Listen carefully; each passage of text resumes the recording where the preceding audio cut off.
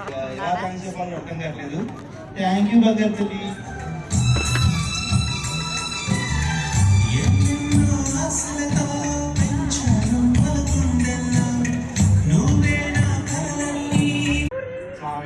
నీకు సగం పాట వస్తేనే నేను సర్కార్ అంటాను, పూర్తి పాట వస్తే నేనే పెద్ద అంటాను. అసలు నీకు ధర్మరా స్వామి, ఇంకోసారి నువ్వు వచ్చే షోని నేను ఒప్పుకుంటే చూడు.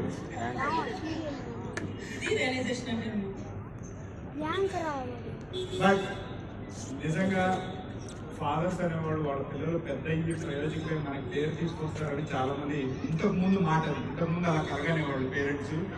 ఇప్పుడు ఆ జనరేషన్ అలా లేదు నాన్న. వాళ్ళు 2-3 ఏళ్ళు అవ్వగానే ఓకే దూకేసి ఇగో ఎగ్జాంపుల్ వీళ్ళిద్దరే. నిజంగా సూపర్. ఎప్పుడు మీ ఫాదర్స్ ని ఇలాగే చూసుకోండి, ఇంతే ఎఫెక్షనేట్ గా ఉండండి.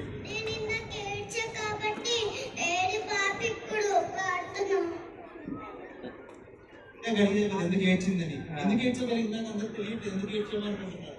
ఎందుకంటే నేను ఎప్పుడు ఫాదర్ సాంగ్ వస్తున్నా, మదర్ సాంగ్ వచ్చినా ఎప్పుడు ఏడుస్తా.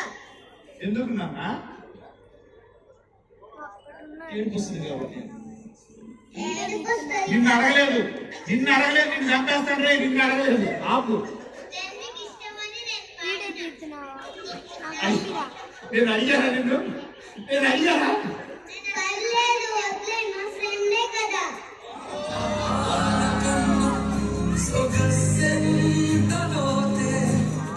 ఇంకాసేపు అడిగితే ఆ డేవన్ అంటే తిట్టేటట్టుంది. కానీ థ్యాంక్ యూ సో మచ్ ఇద్దరికి, థ్యాంక్ యూ.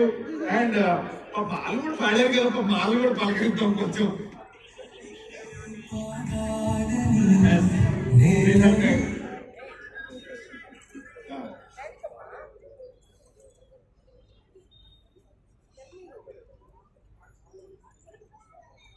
సార్ ఇద్దరికి చెప్తున్నాను, ఒకళ్ళేమో రెస్పాన్సిబిలిటీ తీసుకొని ఫ్యామిలీని రెస్పాన్సిబుల్ గా ఫ్యామిలీలో ఉన్న ప్రాబ్లమ్స్ అన్ని సాల్వ్ చేస్తూ అసలు నిజంగా హ్యాట్స్ ఆఫ్ ఆస్కా.